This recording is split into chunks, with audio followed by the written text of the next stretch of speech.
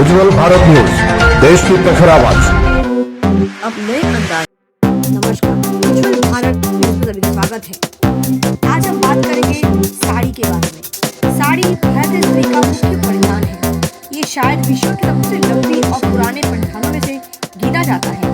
ये लगभग 5 से 6 गज लंबी बिना सिली हुई कपड़े का टुकड़ा होता है, जो ब्लाउज या चोली और साया के ऊपर के लपेट कर इसे पहना जाता है। साड़ी एक सबसे सुंदर पारंपरिक पोशाक में भारतीय पोशाक माना जाता है। साड़ी को विश्व में सबसे लंबा और पौराणिक वस्त्र कहा गया है। लगभग 5 से 6 गज लंबी होती है। भारत में लगभग 11 से 12 अलग अलग तरीके से इसे पहना जाता है। भारतीय संस्कृति में साड़ी को स्त्री के सम्मान, अस्मिता एवं रक्षा का प्रतीक माना गया है। साड़ी के इतिहास के बारे में बात करें तो वैदिक काल 1500 से 500 ईस्वी पूर्व में कपड़ों की शैलियों में बदलाव आया। इसमें महिलाओं द्वारा बिना सिले कपड़े पहनने का उल्लेख किया गया। ऐसा माना जाता है कि साड़ी शब्द की उत्पत्ति संस्कृत शब्द यानी सट्टिका से हुई है, जिसका अर्थ होता है कपड़े की पट्टी, यानी ऐसा कपड़ा जिसे शरीर के चारों ओर लपेटा जाता है। भारतीय संस्कृति और मान्यताओं को अगर माना जाए तो साड़ी एक देवता का प्रतीक है और इसे पहनने किसी भी महिला के लिए उन्नति और गौरव को दर्शाता है। एक साड़ी भारत की महिलाओं को हमेशा जड़ों से जुड़ी रहती है और उनकी संस्कृति, परंपरा और मूल्यों को महत्व देती है। आपको बता दें कि साड़ी जैसी चिलमन का इतिहास सिंधु घाटी सभ्यता में खोजा जा सकता है, जो भारतीय उपमहाद्वीप के उत्तर पश्चिमी भाग के आसपास 2800 से 1800 ईस्वी पूर्व के दौरान विकसित हुई थी। कपास की खेती और बुनाई पहली बार 5वीं शताब्दी ईसा पूर्व के आसपास भारतीय उपमहाद्वीप में की गई थी। कुछ इतिहासकारों की अगर माने तो कपड़े बुनाई की कला 2800 से 1800 ईस्वी पूर्व के दौरान मेसोपोटामिया सभ्यता से भारत आई थी। आइए आपको भारतीय अलग अलग प्रकार की साड़ियों के बारे में कुछ बातें बता देते हैं। सबसे पहली नंबर की साड़ी होती है वो है कांचीपुरम सिल्क साड़ियाँ। कांजीवरम सिल्क के नाम से ही जानी जाने वाली इस साड़ियों का नाम उस शहर के नाम से रखा गया है जहाँ से इनकी उत्पत्ति हुई थी। तमिलनाडु की कांचीपुरम साड़ियाँ गुजरात के शुद्ध शहतूत, रेशम और सोने और चांदी की जरी का उपयोग करके बुनी जाती है। साड़ी भारत की सभ्यता और संस्कृति का एक अहम हिस्सा माना जाता है। भारत के अलावा कुछ और देशों में भी इसे पहना जाता है, जैसे कि सूडान, सऊदी अरब, थाईलैंड, बांग्लादेश, श्रीलंका, इंडोनेशिया और पाकिस्तान में भी साड़ी पहनी जाती है। सूडान, सऊदी अरब और थाईलैंड जैसे कई अन्य देशों में साड़ी पहनी जाती है, लेकिन इनका तरीका दूसरा होता है। आपको बता दें कि विवाह पट्टू पूरी दुनिया में सबसे महंगी सिल्क साड़ी है और ये चेन्नई के हस्तशिल्पकारों द्वारा बनाई जाती है। इनका नाम गिनीज वर्ल्ड रिकॉर्ड्स में भी दर्ज की गई है। इस सिल्क साड़ी को नवरत्न जैसे हीरा, पन्ना, माणिक, पीला, पुखराज, नीलम, टोपाज, मोती, लहसुनिया और मूंगा जैसे रत्नों से बनाया जाता है। आपको बता दें कि सीनाथ कुल्लू ने बताया कि कांजीवरम साड़ियाँ 15,000 रुपए से शुरू हो जाती है और लगभग 4 लाख रुपए तक जाती है। इस वक्त सबसे महंगी साड़ी कांजीवरम गोल्ड साड़ी, जिसकी कीमत लगभग 4 लाख रुपए है। अगर हम भारत देश की बात करें तो भारत देश की शायद ही कोई ऐसी महिला होगी जिससे साड़ी पहनना पसंद नहीं होगा। चाहे शादी विवाह हो या फिर कोई अन्य कार्यक्रम हो, उम्र की महिलाओं को खूबसूरत दिखने के लिए साड़ी सबसे बेहतरीन ऑप्शन लगती है। साड़ियों के प्रति महिलाओं का प्यार और क्रेज किसी से छिपा नहीं है। खास तौर पर अगर बात करें सिल्क की साड़ियों की बात करें तो महिलाओं को सिल्क की साड़ियाँ काफ़ी पसंद आती है।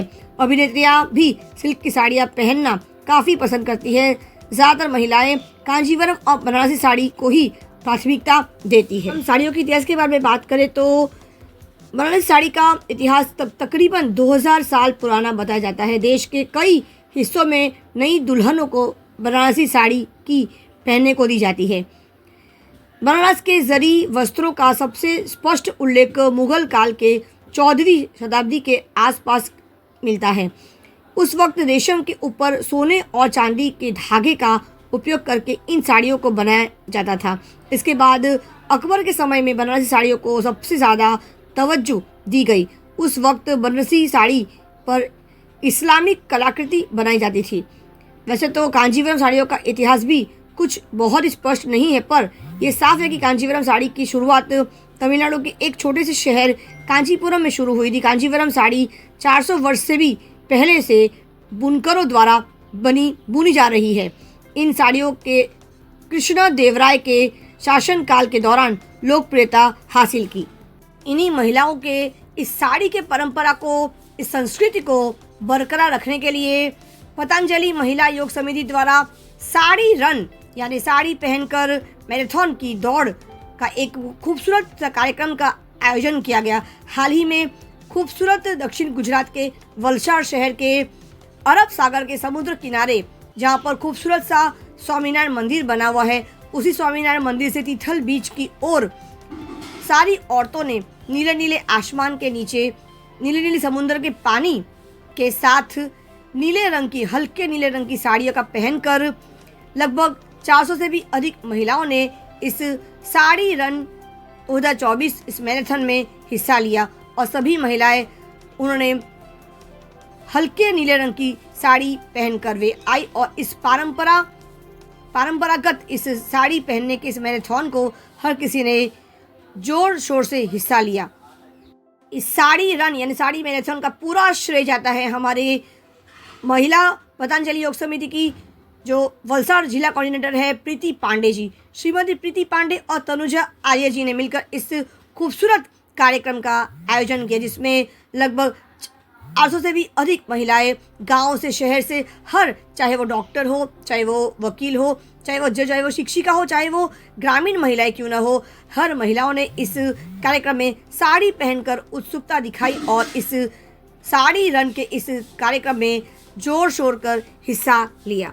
इस कार्यक्रम की शुरुआत दीप प्रज्वलित करके की गई। ये कार्यक्रम सुबह लगभग 5:30 बजे सारी महिलाएं एकत्रित हो गई थी वलसाड के खूबसूरत तीथल बीच के स्वामीनारायण मंदिर के प्रांगण में, जहां पर सारी महिलाएं हल्के नीले रंग की साड़ी पहनकर वे सब एकत्रित होने के बाद देखिए किस प्रकार से इस महिलाओं ने अपनी साड़ी रन जो मैराथन है वो दौड़ शुरू कर दी है।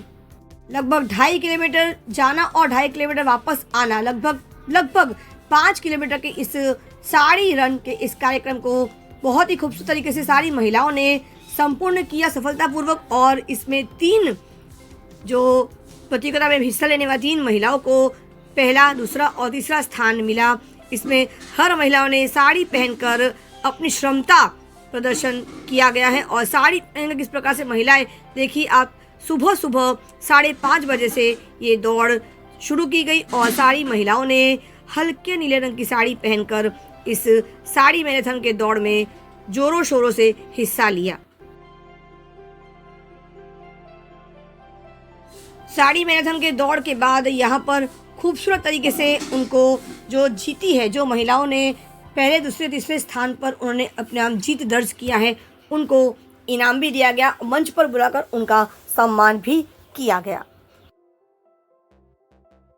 साड़ी मैराथन के साड़ी दौड़ के बाद सबने यही कहा, सबका सुझाव यही रहा कि हर 3 महीने में या साल में कम से कम एक बार इस प्रकार की साड़ी मैराथन का कार्यक्रम का आयोजन होना ही चाहिए, ताकि हमारी जो संस्कृति है, जो हमारे भारत देश की परंपरा संस्कृति है, वो बरकरार रखे और आज के इस युग के, आज के जनरेशन के जो युवा महिलाएं हैं, जो युवा लड़कियां हैं, वो भी हमारे इस पारंपरिक परिधान साड़ी उसको समझे और हर तीज त्यौहार में, हर शादी ब्याह के ऐसे खूबसूरत माहौल में साड़ी पहनकर अपने आप को भारतीय पारंपरिक संस्कृति के साथ अपने आप को ढलने का प्रयास करें। इस प्रकार के कार्यक्रम का आयोजन करने का एक ही उद्देश्य रहा है कि कहीं ना कहीं पश्चिमी संस्कृति के चलते हमारे देश की जो संस्कृति है, परंपरा है, साड़ी पहनने का जो एक संस्कृति है, पारंपरिक संस्कृति, उसे कहीं ना कहीं हम खोते जा रहे हैं या फिर हम भूलते जा रहे हैं। तो उसी चीज़ को फिर एक बार याद दिलाने के इस प्रकार के कार्यक्रम का होना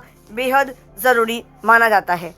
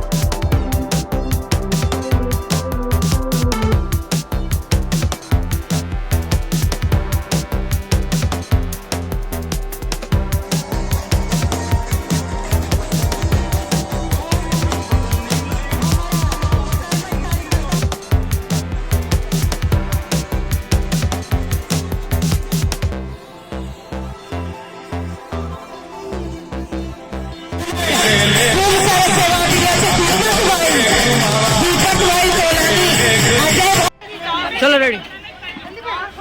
नमस्ते जी, आपका नाम? आज जो ये प्रोग्राम हुआ है उसके बारे में आप जी, आज जो महिला दिवस के उपलक्ष्य में, वैसे तो 8 मार्च को महिला दिवस होता है, पर आज विशेष रूप से 17 मार्च के दिन ये आयोजित किया गया वलसाड़ में महिला पतंजलि योग समिति के माध्यम से। जिला प्रभारी के रूप में आदरणीय प्रीतिबेन ने ये पूरा कार्यक्रम आयोजन किया। बहुत सुंदर तरीके से लगभग 250 बहनों ने रजिस्ट्रेशन किया और 250 से भी ज़्यादा बहनें आज दौड़ी है तिथल बीच पर। बहुत सुंदर वातावरण है। आज जो ये महिलाएं साड़ी पहन के आई हैं उसके विषय में आप क्या बोलना चाहेंगे? जी, बस एक यही विचार था कि नारी के लिए ये कार्यक्रम है, महिला दिवस है, तो कुछ विशेष किया जाए और उसके लिए महिलाओं की दौड़ रखी गई और उसमें भी क्वेश्चंस क्या रखे। तो बस यही एक दिमाग में आया कि नारी है और हम भारतीय हैं, तो उसमें साड़ी के अलावा और अच्छा कुछ हमें पता नहीं चलता। तो बस यही साड़ी दौड़ रखा है ताकि सभी महिलाओं को भी औरों को प्रोत्साहन मिले कि ये ऐसे कार्यक्रम भी हो सकते हैं। कि आप मतलब योगा के बारे में आप डायरेक्ट मेरा तो योग के बारे में अगर मैं कहूँ तो हम पतंजलि योग समिति से जुड़े स्वामी रामदेव जी महाराज से, और महर्षि पतंजलि कहते हैं कि योग अर्थात क्या? चित्त की वृत्तियों का निरोध हो जाना ही योग है। जैसे हम आज देखते हैं कि हम इधर उधर चारों दिशाओं में भटक रहे हैं, हमारा मन शांत नहीं है क्योंकि हमारी वृत्तियाँ जो है वो कहीं ना कहीं अक्लिष्ट होती रहती है। और इस कारण से तो योग करना बहुत ही आवश्यक है। योग शारीरिक और मानसिक रूप से भी हमें मजबूत बनाता है। और आज तो हम लोग हैं कि सारे रिश्ते में योग का बोलबाला है।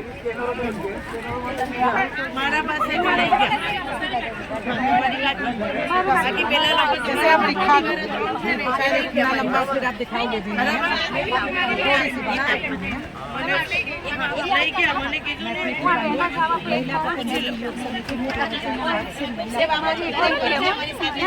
आज हमारा साड़ी में साड़ी जो है हमारी भारतीय संस्कृति की पहचान है, वो अभी थोड़ा सा विलुप्त होती जा रही है। हम लोग वेस्टर्न कल्चर में पैंट पहनते हैं, वो भी अच्छा है, पर लोग साड़ी भूले ना, साड़ी भुलाए ना, इसके लिए हम लोगों ने आयोजन किया कि सब लोग साड़ी। आप देख रहे हैं कि 250 नहीं 300 लोग और स्पॉट रजिस्ट्रेशन यहाँ पर दौड़े सब एज के लोग थे, इवन 90 वर्ष की काफी भी थी। एक 16 वर्ष की युवती से लेकर 90 वर्ष की महिलाओं ने इसमें भाग लिया। बहुत ही सुंदर आयोजन था, सबने मजा किया। तो बस सभी को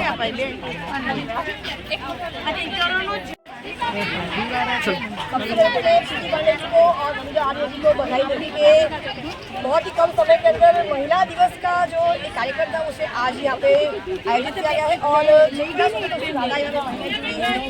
मैं खास बात करूँगी आज कलर है, नीला आसमान और नीला समुद्र का जो ये रंग है, पानी का रंग है नीला रंग और नीला आसमान, और कहते हैं स्काई इज द लिमिट। औरत के लिए लिमिट का सीमा नहीं होती, स्काई इज द स्काई का कलर, स्काई जो कलर चुना गया है स्काई इज द लिमिट, तो रंग चुना गया है।